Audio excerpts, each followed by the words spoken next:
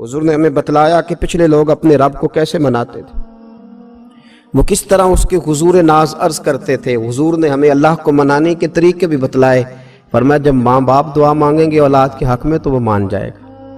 حضور علیہ السلام نے فرمایا جب مسافر دعا مانگے گا تو اللہ مان جائے گا۔ فرمایا میرے رسول کریم نے کہ جب بیمار دعا مانگے گا تو اللہ مان جائے گا۔ اور سید عالم علیہ السلام فرمانے لگے جب تمہارے ضعیف، کمزور، مجبور لوگ دعا مانگیں گے تو اللہ مان جائے گا۔ اور حضور نے فرمایا جب تم فرض ادا کر کے دعا مانگو گے تو اللہ مان جائے گا۔ اور میرے محبوب نے فرمایا جب پچھلی رات اٹھ کے تم اس کے حضور عرض کرو گے تو وہ تمہاری دعاؤں کو قبول کر لے گا، وہ تم مان جائے گا۔ اور حضور نے ہمیں دن بتائے، فرمایا جمعے والے دن مانگنا مان جائے گا، شب قدر کو مانگ لینا مان جائے گا، شب برات میں دعائیں کرنا وہ مان جائے گا، رمضان کی راتوں میں مانگنا مان جائے گا، قرآن پاک کے ختم کے موقع پر دعا کرنا مان جائے گا۔ طریقے بتلائے۔ اب یہ ہے کہ ہم نے تو مانگنا تھا نا اس کی بارگاہ میں، ہم نے تو حاضر ہونا تھا، ہم نے تو جانا تھا۔ اب ہم نے آگے بڑھنا ہے، اس کے حضور عرض کرنا ہے۔ حضور نے ہمیں بتلایا کہ مومن متقی ہوتا ہے نا، پرہیزگار ہوتا ہے، تو اس نے کچھ نیکیاں بھی کی ہوتی ہیں، جس طرح اسے اپنے گناہوں کا پتہ ہوتا ہے نا، جسے پتہ ہوتا ہے کہ نہیں یار فلاں کام میں نے فقط اللہ کی رضا کے لیے کیا ہوا ہے، وہ میرا اور میرے رب کا راز ہے۔ فرمایا جب تم بڑے الجھ جاؤ نا، جب تم بڑی آزمائش میں آ جاؤ اور جب تم سمجھ لو کہ اب میں بڑی تکلیف میں آ گیا ہوں، تو پھر ایک طریقہ حضور نے ہمیں اور بھی بتلایا مانگنے کا، ایک اور طریقہ بھی بتلایا، اور وہ روایت صحیح مسلم میں موجود ہے۔ راوی حضرت عبداللہ ابن عمر رضی اللہ تعالیٰ عنہ، حضور فرماتے ہیں 3 لوگ سفر کر رہے تھے۔ یہ آپ اندازہ فرمائیے، صحیح مسلم کی حدیث ہے، اور ذرا حضور کے سمجھانے کا ایک یہ رنگ بھی ہے اللہ کو منانے کا، ایک یہ انداز بھی ہے اس کی بارگاہ میں گزارشات پیش کرنے کا، یہ بھی ایک طریقہ حضور نے ہمیں بتلایا۔ اگرچہ اپنی نیکیوں کو چھپانا چاہیے، نیکیاں جو چھپی ہوئی ہوتی ہیں وہ قیمتی ہوتی ہیں، وہ قیمتی چیزیں ہوتی ہیں جو لوگوں نے چھپا کر کے رکھی ہوتی ہیں۔ حضرت عبداللہ ابن عمر فرمانے لگے کہ نبی پاک صلی اللہ علیہ وسلم فرماتے ہیں 3 لوگ سفر کر رہے تھے، رستے میں طوفان آ گیا، تیز بارش شروع ہو گئی، تو حضور فرماتے ہیں وہ تینوں بارش سے بچنے کے لیے ایک غار میں چھپ گئے۔ ان کو پتہ ہے پرانے زمانے کے اندر غاریں ہوتی تھیں، اور لوگ جب سفر کرتے تھے لمبے تو پتھروں اور پہاڑوں کے بیچ میں سے سفر کرتے تھے، وہ غار کے اندر چلے گئے۔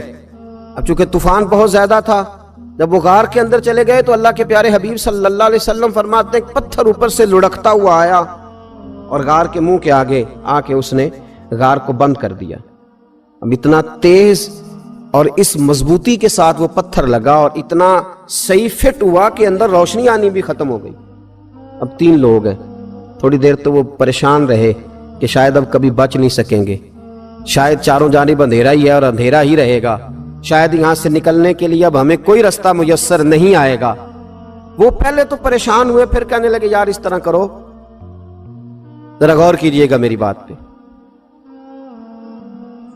فرمایا اس طرح کرو، اگر کوئی زندگی میں نیکی کی ہے نا تو ذرا اس نیکی کو یاد تو کرو، اور یاد کر کے اس مالک کے حضور عرض تو کرو، وہ کریم ہے، کوئی آنکھو شاید من جاوے تے گل کم تتڑی دا بن جاوے، عرض تو کرو ان میں سے۔ یہ آپ اندازہ فرمائیے، یہ بات بیان کون کر رہا ہے؟ یہ مدینے والے رسول بیان کر رہے ہیں، یہ نبی پاک علیہ السلام نے بیان فرمایا۔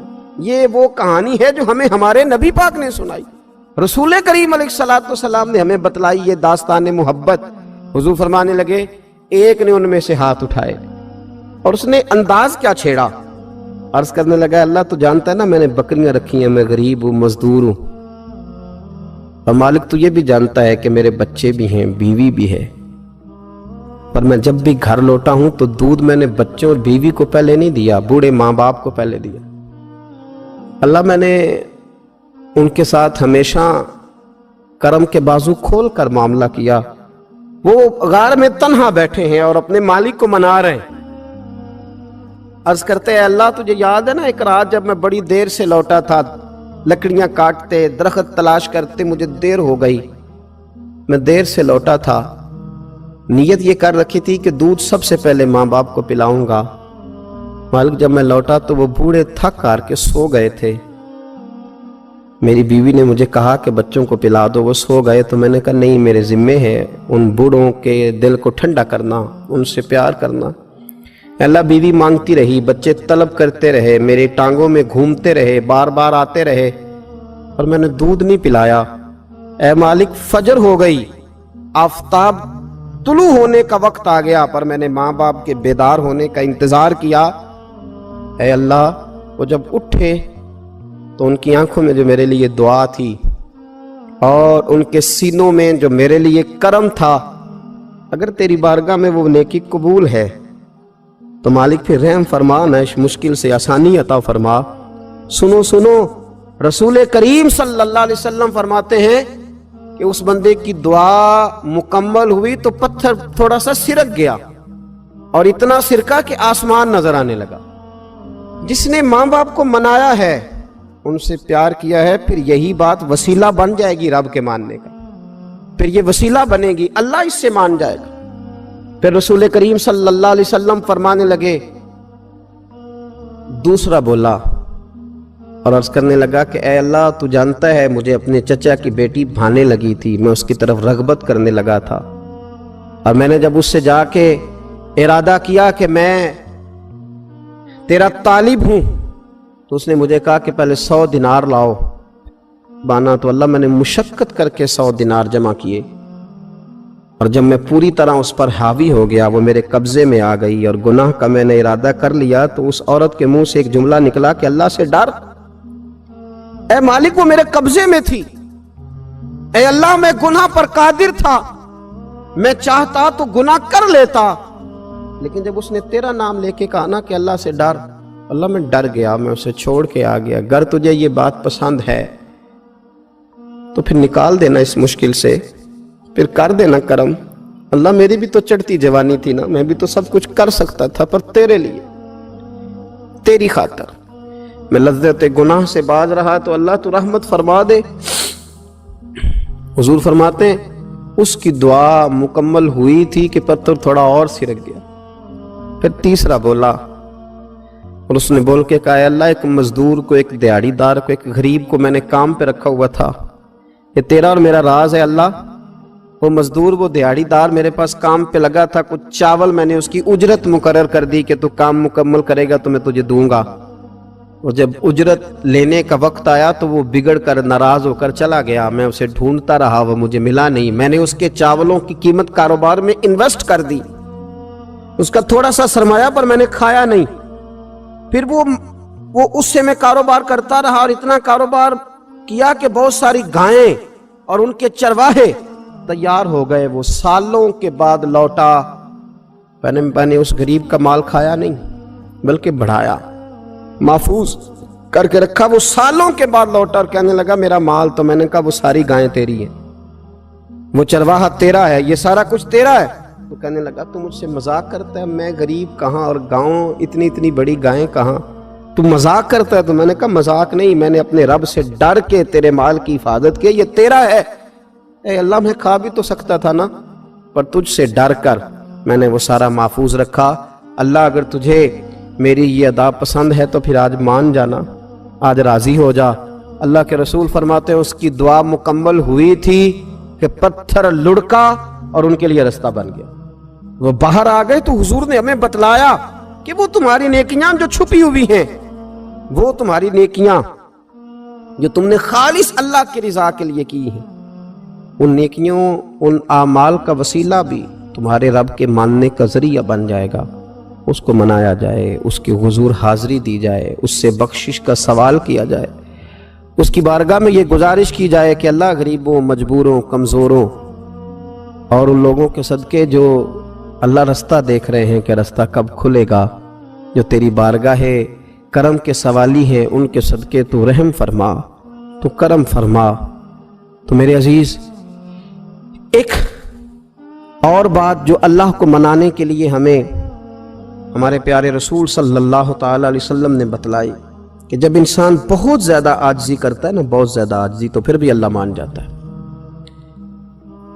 جب وہ اس کے حضور بہت عجز کا اظہار کرتا ہے، بہت زیادہ عجز کا اظہار کرتا ہے، وہ ڈر جاتا ہے اس سے۔ وَلِمَنْ خَافَ مَقَامَ رَبِّهِ جَنَّتَانِ، فرمایا جو میرے سامنے کھڑے ہونے سے ڈرے گا میں اسے 2 جنتیں عطا کروں۔ حضرت بابا فرید الدین مسعود گنج شکر بابا صاحب رحمت اللہ علیہ فرماتے ہیں کہ ایک نیک نوجوان تھا، دن کو روزہ رکھتا، رات کو نماز پڑھتا، پر اللہ سے ڈرتا پھر بھی بہت ہی زیادہ تھا، بڑا ہی ڈرتا تھا۔ موت کا وقت آیا تو ماں ہی تھی بس اس کی، تو ماں سے کہنے لگا اماں تو میری ماں ہے، میرے ساتھ 3 وعدے تو کر۔ اس نے کہا پتر تو بتا، آخری ہجکی لے رہا ہے اور اس غریبنی ماں سے تو وعدہ لے رہا ہے، بتا کیا وعدہ ہے؟ تو عرض کرنے لگا اماں جب میں مر جاؤں نا تو میرے گلے میں رسی ڈال کے تو مجھے گھمانا گھر کے صحن میں، اور لوگوں کو کہنا جو رب کی نافرمانی کرے اس کا یہی حال ہوتا ہے۔ یہ اعلان کرنا جو اللہ کے نافرمان ہوں ان کا یہی اشر کیا جانا چاہیے۔ اور اماں پھر دوسرا وعدہ کر، میرا رات کو جنازہ اٹھایا جائے، میں نہیں چاہتا کہ کسی کے منہ سے یہ لفظ نکل جائیں کہ وہ دیکھو اللہ کا نافرمان جا رہا ہے، رات کو میرا جنازہ اٹھانا۔ اور اماں تیسرا میرے ساتھ وعدہ کر کہ لوگ مجھے دفن کر کے آ جائیں گے تو میری قبر پہ چلی جائے گی، عمل میرے پاس کوئی نہیں، پر مجھے لگتا ہے ماں کے قدموں کی برکت سے عرش کا مالک بھی رحم فرمائے گا۔ اماں تو وعدہ کر کہ میرے ساتھ وعدہ کر۔ بابا صاحب رحمت اللہ علیہ فرمانے لگے کہ ماں بوڑھی ماں نے وعدہ کر لیا، کہا بیٹے ٹھیک ہے اگر تیری یہی ضد ہے تو میں تیار ہوں۔ پھر اس نے کلمہ شہادت پڑھا، اس نوجوان کی روح پرواز کر گئی۔ بوڑھی ماں نے رسی منگائی تو وَلِمَنْ خَافَ مَقَامَ رَبِّهِ جَنَّتَانِ، جو ڈر جائے، اس نے تو کہا تھا نا کہ رسی ڈال کے گھمانا اور کہنا یہ اللہ کا نافرمان ہے، اس کا یہی اشر ہونا چاہیے تھا۔ لیکن جب ماں گلے میں رسی ڈالنے لگی تو گھر کے ہر کونے سے آواز آنے لگی، خبردار یہ رب کا دوست ہے، اللہ کے دوستوں کے ساتھ اس طرح کا معاملہ نہ کیا جائے، اسے چھوڑ دیا جائے۔ اور کہا تمہیں کچھ بھی اور کرنے کی ضرورت نہیں ہے، یہ تو رب کا دوست ہے اور رب کی بارگاہ میں حاضر ہو گیا۔ کچھ کوئی بندہ کہے گا کہ یہ تو ایک بابا فرید کا سنایا ہوا واقعہ ہے، سنیے بخاری میں حدیث ہے، نبی پاک صلی اللہ علیہ وسلم نے فرمایا، حضرت ابو ہریرہ رضی اللہ تعالیٰ عنہ راوی ہیں، حضور فرماتے ایک شخص مرنے لگا تو اپنے بچوں سے کہنے لگا کہ میں جب مر جاؤں تو مجھے جلا دینا، اور پھر میرے جلے ہوئے وجود کو پیس دینا، پھر مجھے ہوا میں اڑا دینا۔ پتر مجھے اڑا دینا، مجھے بڑا ڈر لگتا ہے، اگر رب نے مجھ سے حساب پوچھا تو میں قابل نہیں ہوں، اڑا دینا مجھے ہواؤں میں۔ اگر اس نے مجھ سے عذاب لیا تو حساب لیا تو بڑا سخت حساب لے گا۔ حضور فرماتے ہیں بخاری میں موجود ہے، اس کے بچوں نے اسی طرح کیا، اس کے مرنے کے بعد اسے جلایا، ہوا میں اڑا دیا۔ اللہ کے محبوب فرماتے ہیں رب کریم نے حکم دیا زمین کو کہ اس کے ذرات کو جمع کرو، زمین نے ذرے جمع کیے، خدا نے حکم دیا تو اس کا وجود پھر سے اسی شکل میں آیا۔ تو رب کریم نے فرمایا یہ جو تو نے وصیت کی تو کیوں کی؟ اللہ جانتا ہے کہ نہیں جانتا؟ یہ کی تو کیوں کی؟ تو رو پڑا، کہنے لگا اللہ میرے اندر تو طاقت نہیں تھی تیرے سامنے کھڑا ہو کے حساب دے سکوں، تجھے منانے کے لیے تیرے خوف سے ڈر گیا، میں ڈر گیا۔